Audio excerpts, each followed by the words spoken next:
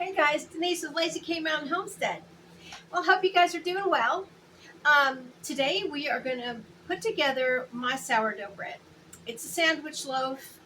It makes two loaf pans, just regular size loaf pans. It does not have the crusty crust like the other sourdoughs. I kind of developed this um, recipe myself over the course of a year, and I've been baking this for about, well, all going on 5 years. So, anyways, I thought I'd just show you how to do it. I've gotten a lot of orders lately for this bread, and I do have a recipe from probably 3 years ago, but my camera wasn't working well, and the volume was kind of crazy. So I thought I'd go ahead and do another one. I hope you enjoy. So the first thing we need to do is we need to start with a sourdough starter. Now, I do have recipes, short videos rather, of how to make this starter. It takes 9 days in order to have it ready for bread. So, but this starter here is 4 years old, and that's what we're going to use. You can keep your starter forever as long as you feed it. My aunt had hers for 50 years, and I had some of that, and so I'm just using the 4-year-old starter today. Okay, so what you're going to need a kitchen scale, and we're going to use grams.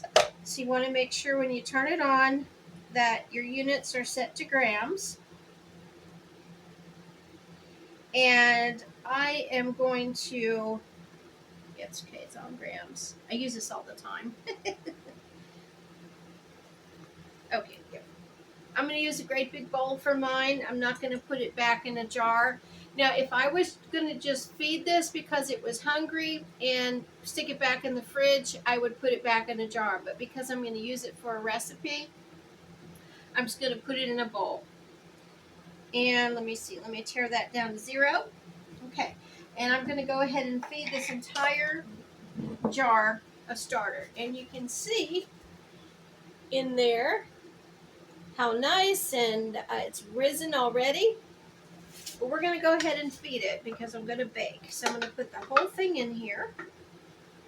I'm not going to have any pour off from this. I'll have pour off later once I feed it and I use exactly what I need. But I'm not going to give you the recipe right now. We'll do that when it comes time to put the bread together. Okay, so that comes to 365 grams. And what we're going to do is put equal parts of flour and equal parts of distilled or purified water. I do not use the tap water in the starter because the chemicals in it, even though we live in the country, we do have city water that runs out here. We don't have a well, can kill your starter. And I've actually heard people will say that sometimes well water will do the same if it's got a lot of iron in it. I've not tried that. I always use distilled water. This is Niagara purified. Okay, so like I said, this is at 365 grams. We're going to go ahead and tear that down to 0. And we're going to go ahead and just add a cup at a time until I'm at 365. Equal parts starter, equal parts water.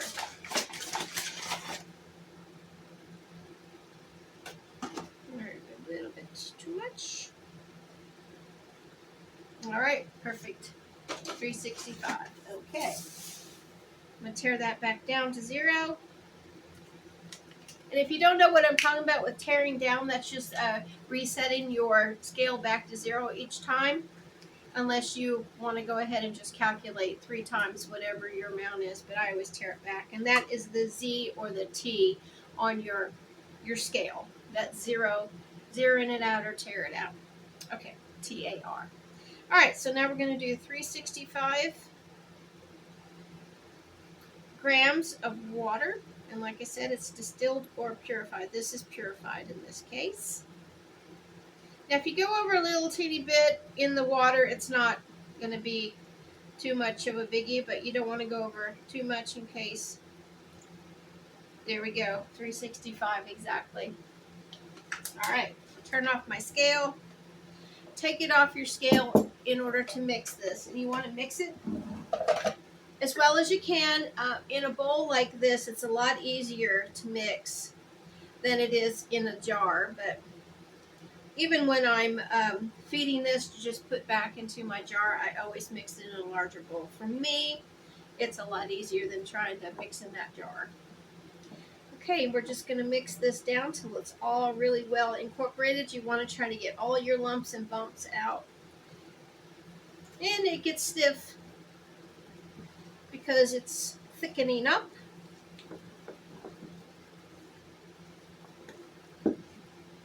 And if you're not familiar with what feeding your starter is, when you've got your starter in your fridge, and say for instance you're not even going to bake, but it's been a week, and you notice there's maybe a little bit of brown or black liquid on top, it's not bad. That's just the hooch or the alcohol that comes from the water and flour and starch together. And you pour that off, then you go ahead and you measure what's in your jar, you feed it. This is feeding it. And because it's actually live cultures. And what I'm going to do is keep this out on my counter. I'll put a plate over it. And the wild yeast that's in the air will be grabbed up by the starter, and it will start to rise. Now I've got a lot in here. You're thinking, oh, that's a lot. Well, that's okay, because you never want to use all your starter. You want to have some pour off, because otherwise you're going to be out of starter and you'll have to start all over again. Pardon the pun. So anyways, I've got it to where I want it. I'm going to go ahead and put a plate over this, and then we will be back when it's ready to put the bread recipe together. So I'll see you in a few. Okay guys, hey, we're back. We're going to go ahead and put this bread together. I've got my starter over here, and it's nice and bubbly. You can see the bubbles in it, and that way you know that it has risen, just like yeast, because it's a leavening agent.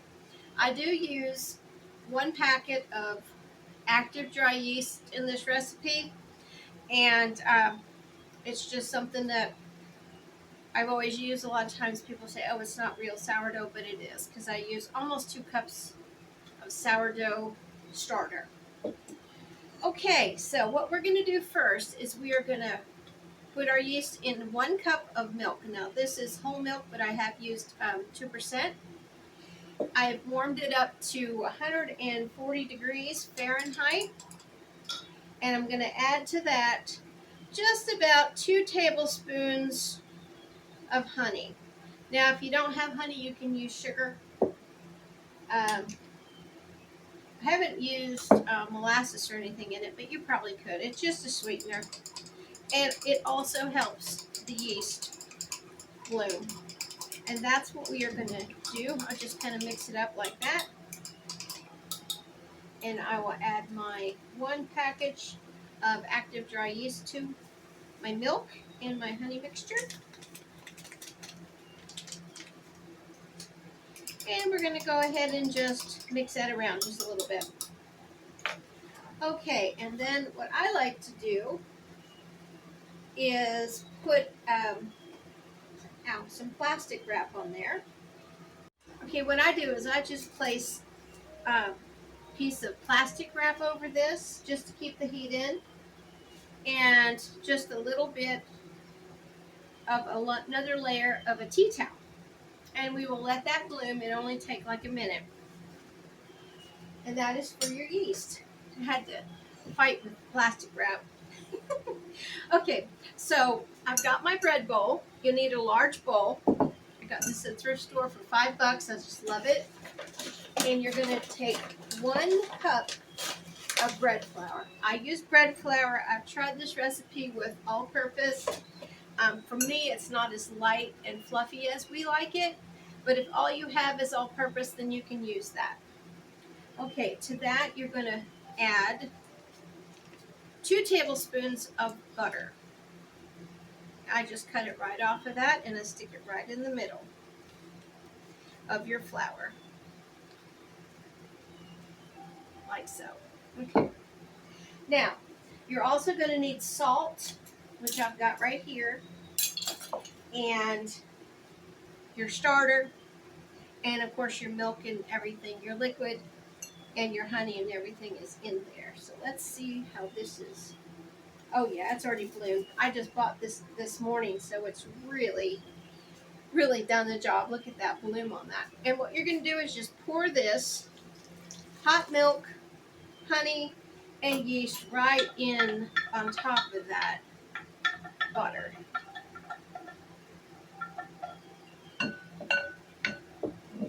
And we're just going to mix that around and kind of make a little slurry.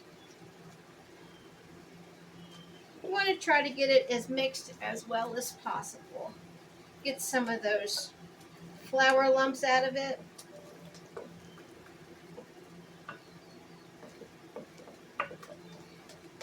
And the butter may not melt right away, but if it is at room temperature, it should. All right, that's looking pretty good. Now, if you don't have, you're having some problems with your flour, I use a dough whisk, and this will definitely get those lumps and bumps out of there. All right. So that's what this looks like. And to this, we are going to add flour. Now, I use anywhere from, that was 1 cup already, anywhere from 3 cups to 4 cups. It all depends on how my batter feels. Okay, I'm just going to put 1 cup in there, and it's at least 3 cups. And then, of course, you know, when you're kneading this, you're going to add a little bit of flour to it too, but we'll see how this goes. Okay, I'm just going to mix the additional 2 cups into my slurry here. That's what I call it, my yeast and milk and butter. Okay. Okay, now to this, we're going to add, and I meant to say that out, my 2 cups, just about 2 cups of starter.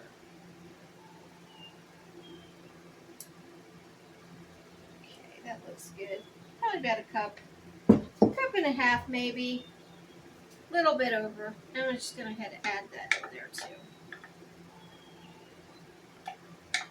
Now you could add this before I put the flour in, it's up to you. But I'm going to go ahead and just mix it around with my dough whisk. Okay. Now I like to get it mixed around before I add the salt, because the salt can kill your yeast. Salt will kill any kind of leavening, but you need salt in order for it to have flavor. It enhances the flavor in anything you're baking.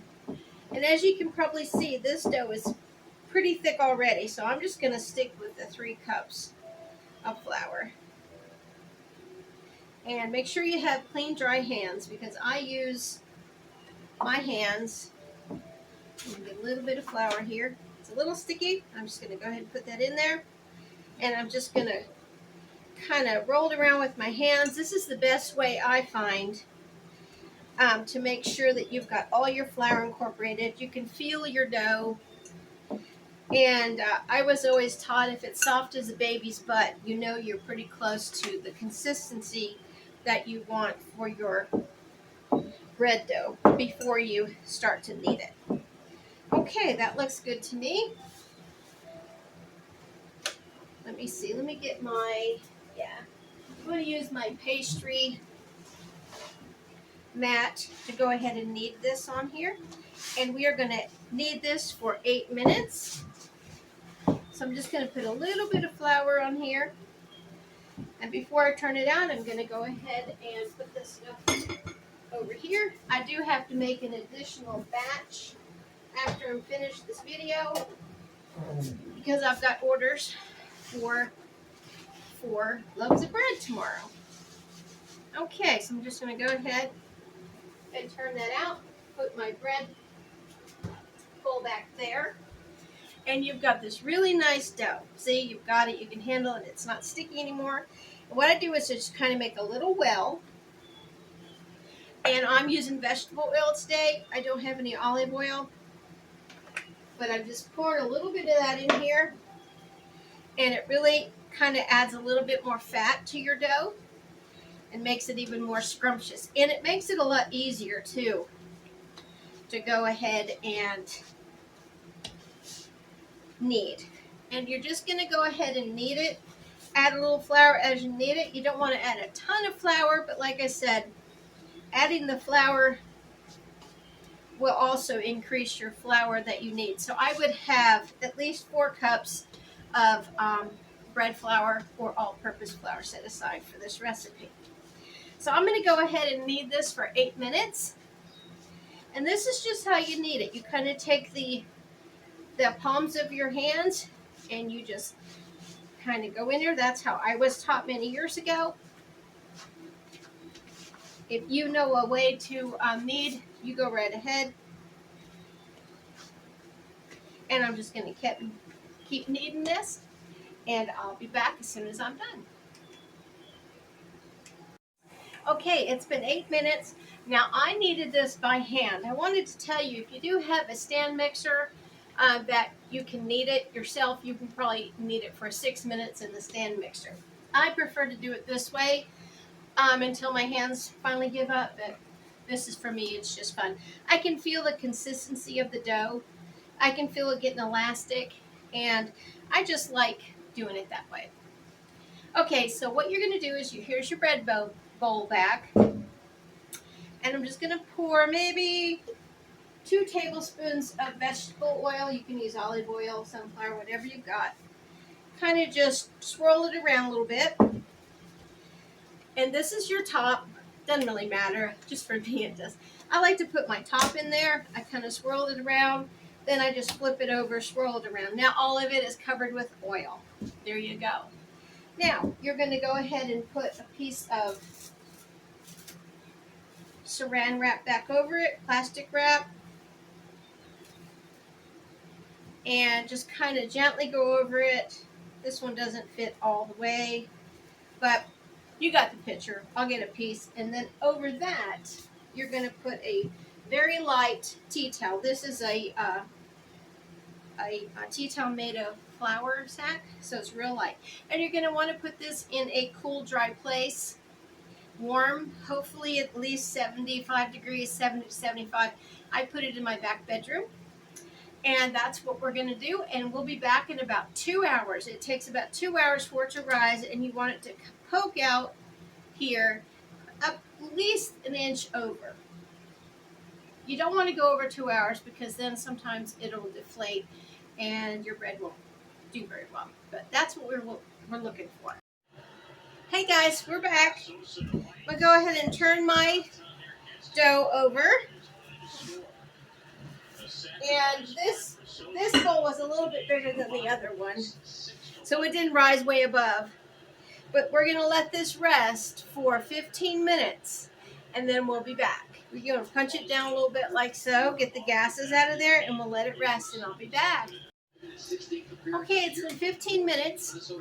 Let's see if I can back that up so you can see what I'm doing here. Okay, so I've got my bread dough here, and I'm going to cut it in half.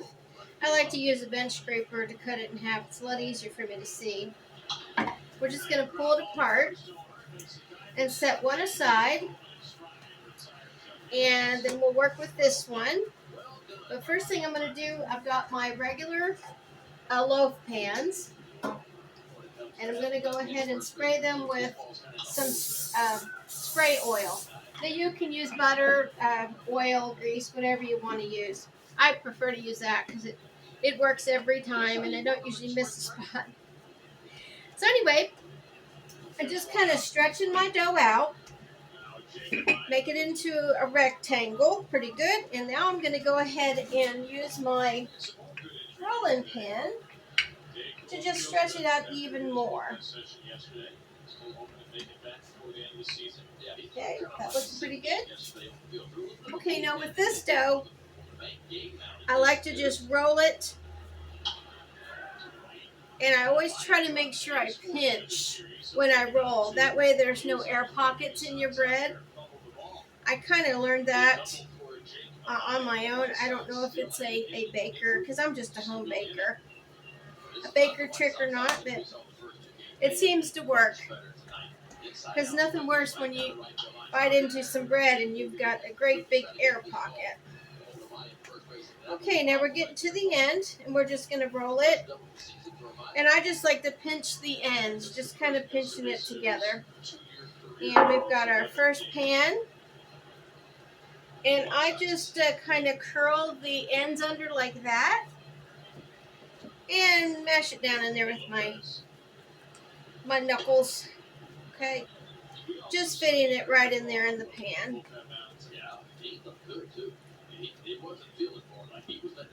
It also kind of kneads it a little bit, which this dough seems to do real well with that. And I'll set that aside and we'll work on the other one.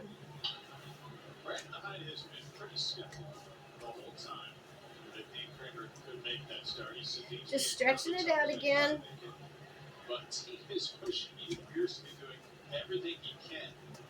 And using my rolling pin just to give it a little bit more width. Okay. I've got my baseball game on in case you can hear it. Hopefully not, because YouTube might.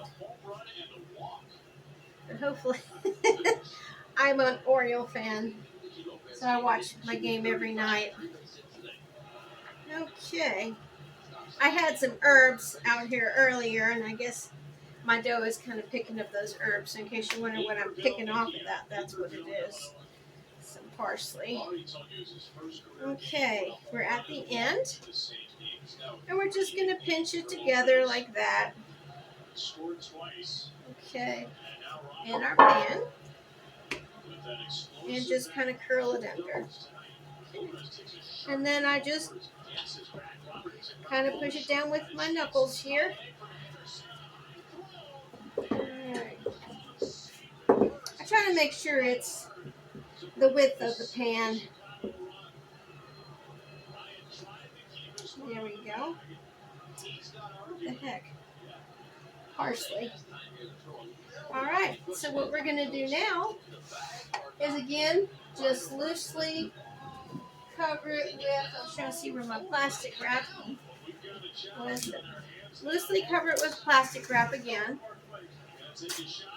And loosely because when it starts to rise, you don't want anything that's going to kind of hinder your rise. So I do these individually, like so. There we go.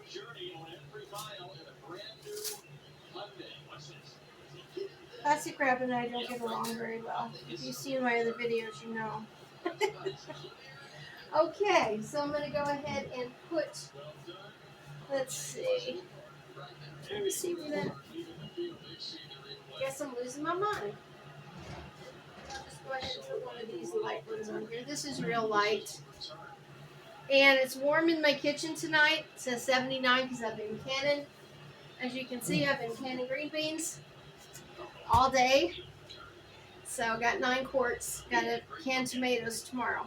But we're going to go ahead and let this rise for about an hour and a half.